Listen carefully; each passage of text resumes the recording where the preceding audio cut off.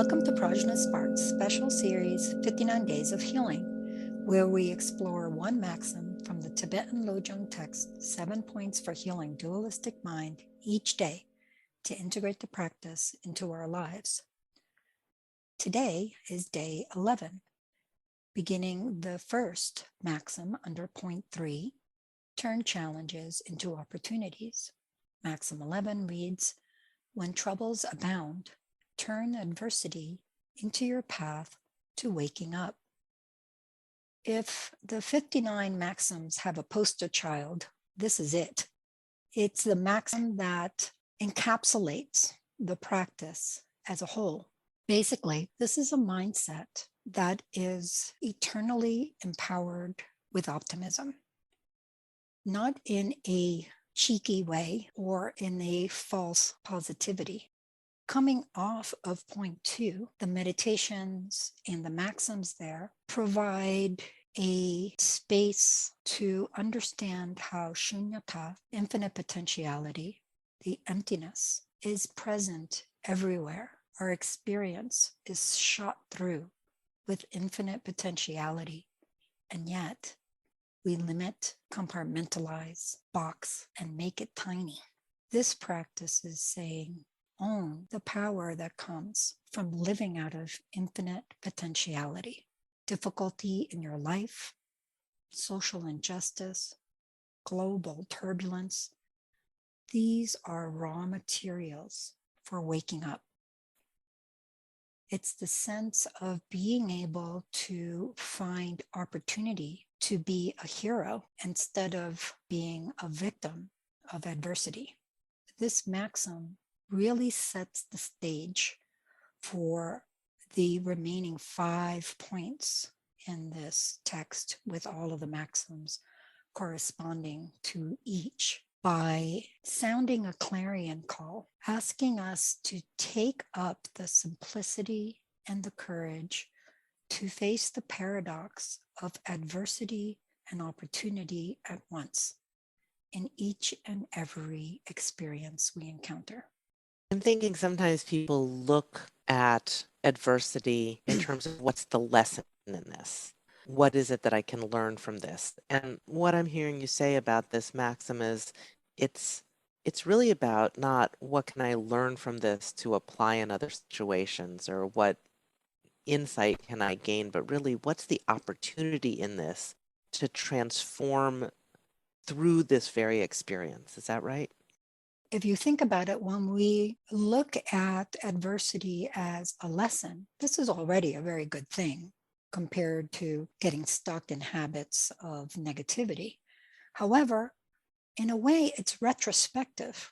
Even if the challenge is still happening, you're kind of in the middle of it and looking back and saying, well, this happened or that happened. Maybe I can get a lesson out of this. There's still a sense of struggle, sort of plowing through the gunk to find a jewel.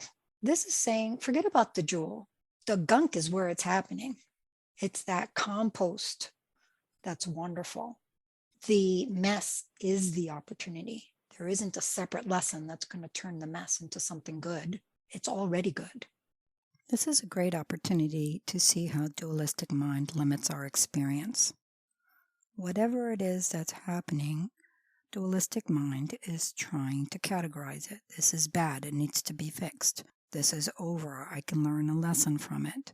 The approach of the Lodro practice is not to be so divisive about our own experience, to find right within the challenge the opportunity that's always been there, not retroactively once the whole thing is done and we can learn from it. We can still do that, of course, but right on the spot. This gives us a very different attitude towards the difficulties we encounter in our life. We have less fear of what's happening, less hope to get rid of it or to learn something from it, and more engagement with an open heart and a curious mind right here and now.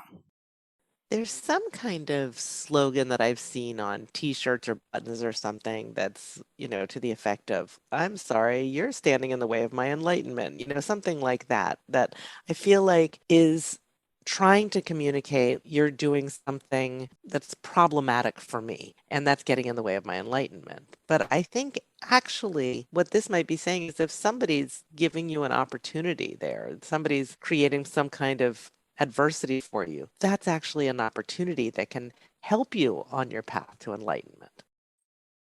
What you're saying is actually rather advanced. People don't do things to create adversity for you as an aid to your path to enlightenment. They just do what they do.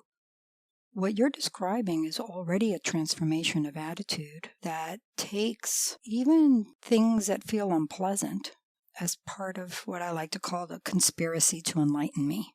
We get to that point by first healing the ingrained tendency to box things and to create stories that make us right and them wrong.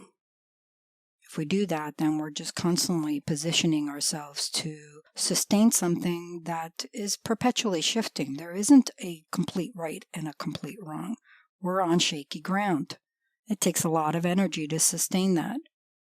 What this practice is saying is, while you're trying to secure your sense of self-righteousness, this opportunity is right there, like a juicy plum, ready for you to bite into it and heal, transform, ultimately transcend this ingrained habit of seeing things dualistically. Right there, right within your experience. You don't need to go somewhere else. And you don't need to minimize your experience. Just exactly the experience you have is enormous. Its potential is beyond description. It's in our hands how much we take up any experience for our highest aspirations. I want to be very clear here. This is not about strive, get the best outcome, that kind of thing. As we see in another maxim, we're meant to engage this practice with a sense of lightness and creativity that is sacred in character because it is allowing us to unveil our true nature. It's not about striving for outcomes, something measurable. It's about feeling our way into our own purpose, meaning, and Buddha nature. You can also look at that another way. There is no way to be enlightened without somebody causing trouble, basically. Patience is one of the paramitas, the transcendent virtues. How are you going to be patient without some crotchety person creating an issue that you have to be patient with, or generosity, or whatever it may be? There's a give and take there. So this sense of somebody getting in the way of our enlightenment is very much a worldly way of looking at things that is completely counter to how Dharma sees it. This happens all the time. Dharma often goes against the current of everyday thinking, which is why some of these maxims seem very counterintuitive. What this is saying is, if someone's standing in the way of your enlightenment, turn inward.